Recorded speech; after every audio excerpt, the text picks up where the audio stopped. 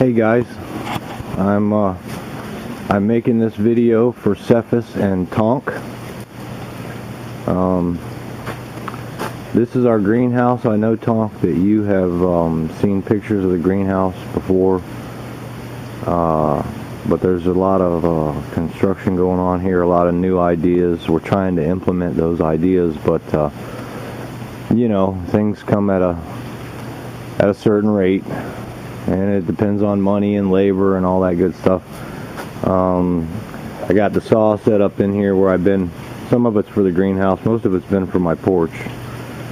And of course I already bragged on my porch enough, so I'm not going to talk too much about that. But I wanted to show the strawberries because Tonk said that he was interested in hydroponics and aquaponics and things like that. This greenhouse used to be an aquaponic greenhouse. Those dead things, those are the marigolds that have been growing in there just because they've been sowing their own seed over and over. We started putting those in there to run off certain types of bugs, and they're all dead. I got to cut those out of there, but more will come up because there's just probably 100,000 seeds in both of those beds. But anyway, I wanted to show off the strawberries. The strawberries are being done hydroponically. They're not tied to the aquaponics because there's no fish in the aquaponic system, so it's kind of suffering as far as nutrients go. And it's the middle of December, and we've had temperatures as cold as 18 degrees already.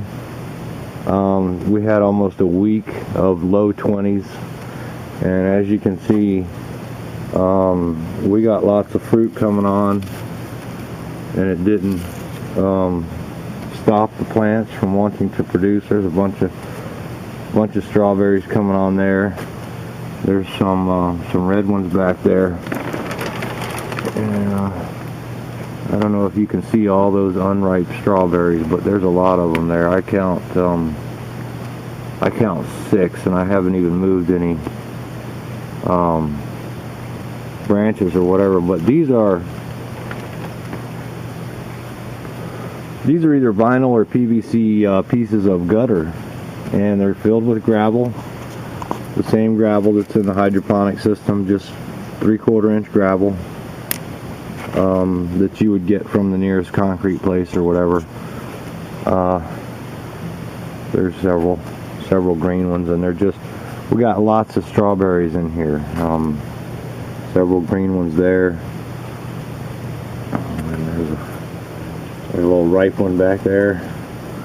And what happens is, hydroponics is pretty simple. I don't know how much you know, Tonk, so I'm going to show you just basically what's going on. We got that's a 250 gallon tank, and it's buried in the ground for temperature control, because in the summer the water needs to be kept a little cooler, because the cooler the water is, the more oxygen it will hold. And there's a pump in there, and you can see that pipe coming out, and it runs along the outside of the greenhouse, and it goes up, and then I've cut through the screen up there and run the pipe all the way down this way.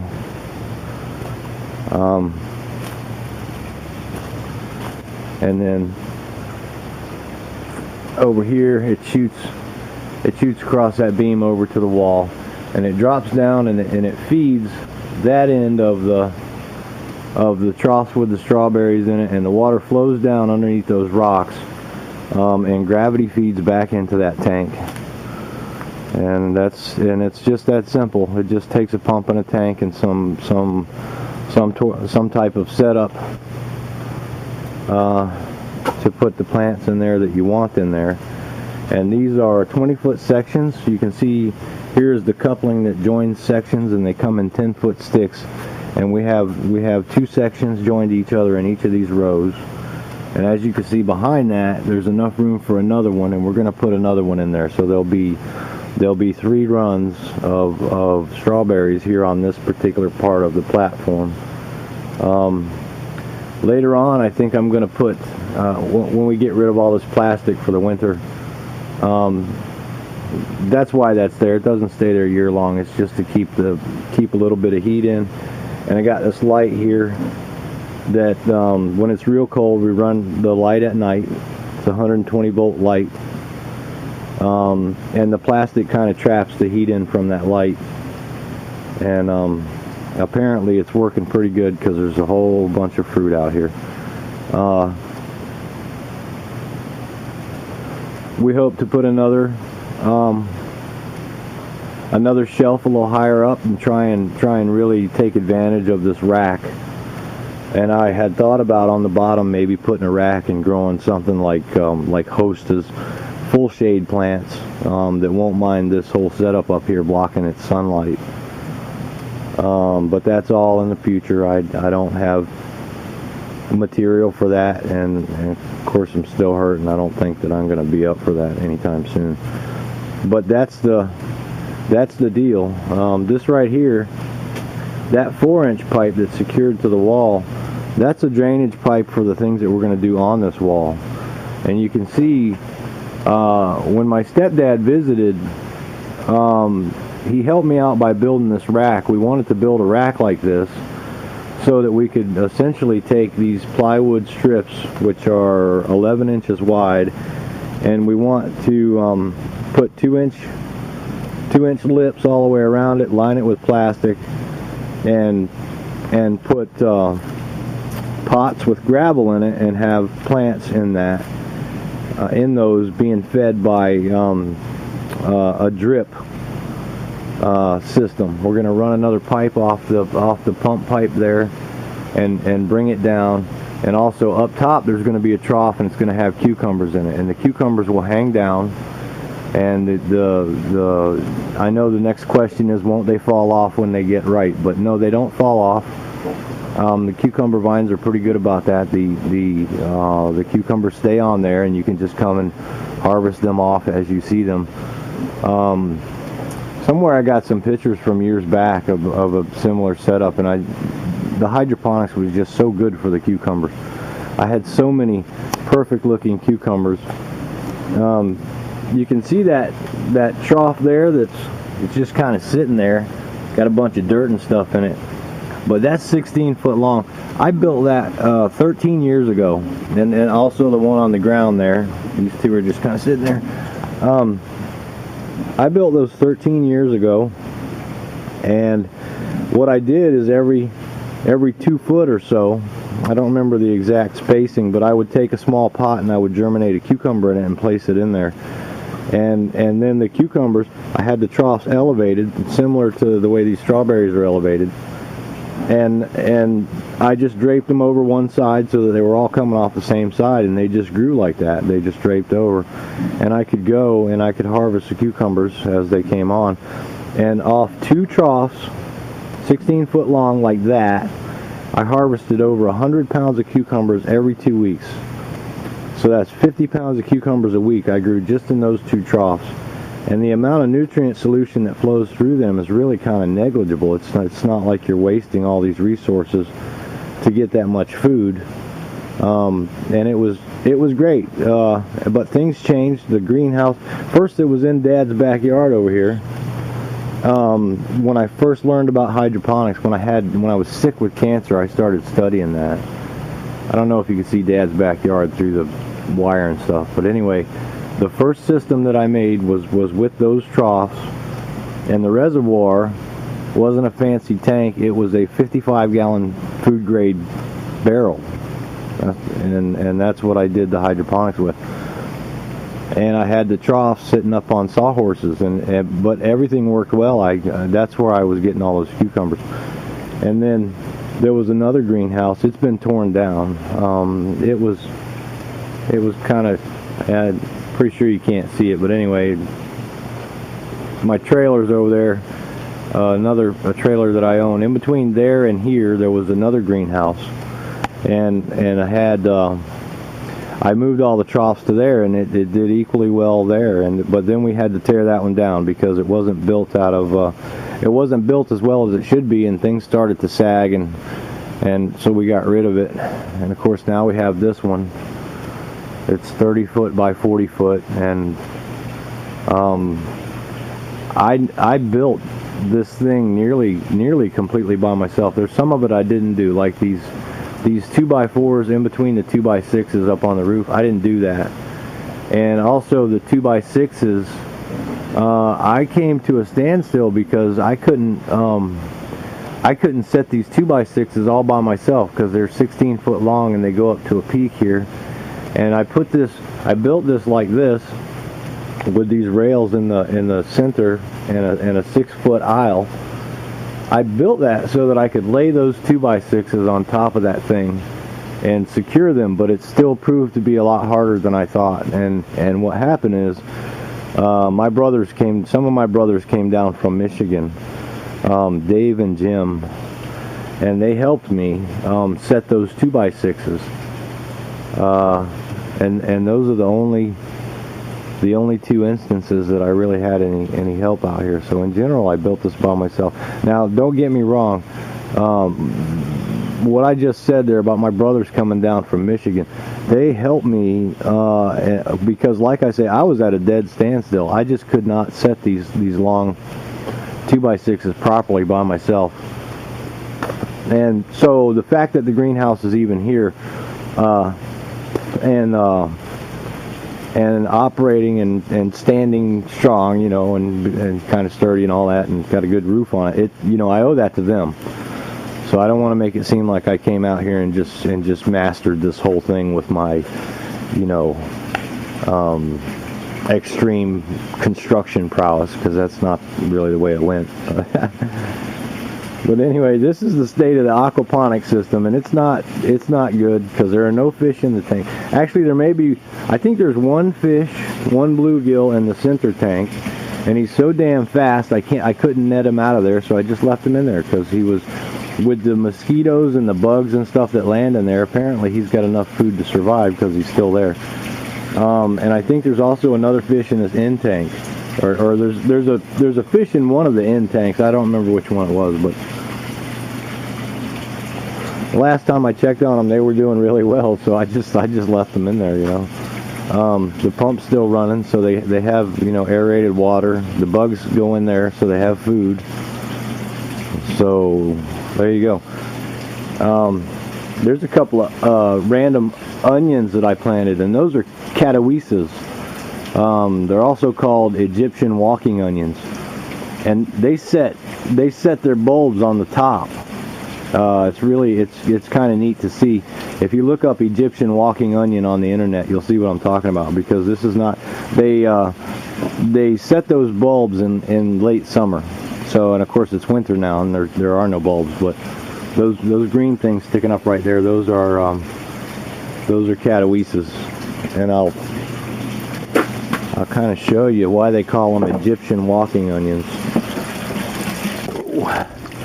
Oh, if I don't fall down and break a leg first.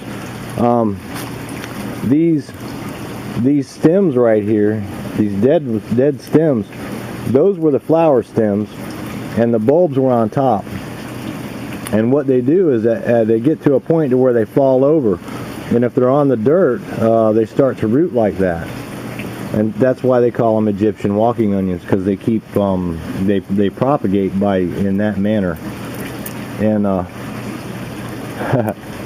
and it's kind of neat, because there's not, I don't know of any other onion that sets bulbs on top. There may be some, but most of the onions have their bulbs in the ground. But anyway, when they fall over, they root, and the little bulbs produce onions.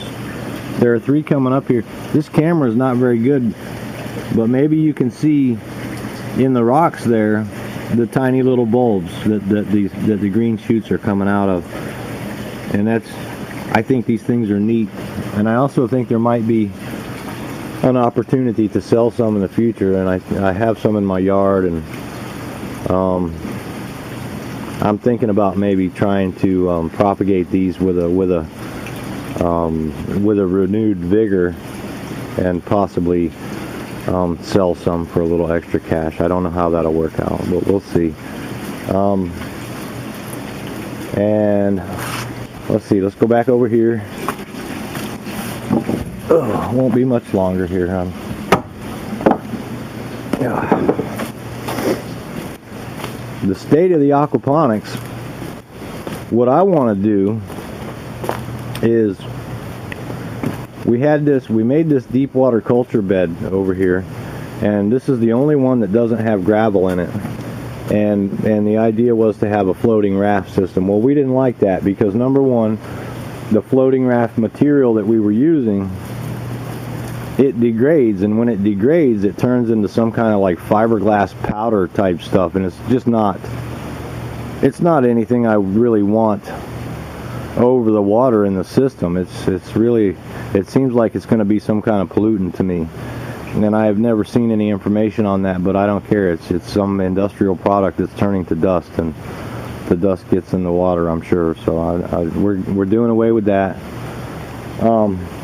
But I've got these tanks up here because I wanted to show Dad my new idea. What I want to do is get rid of the sump tank outside, but it's got this huge piece of this 45 mil Firestone pond liner in it, and I guess the tank outside is 20 foot long and it's 4 foot deep.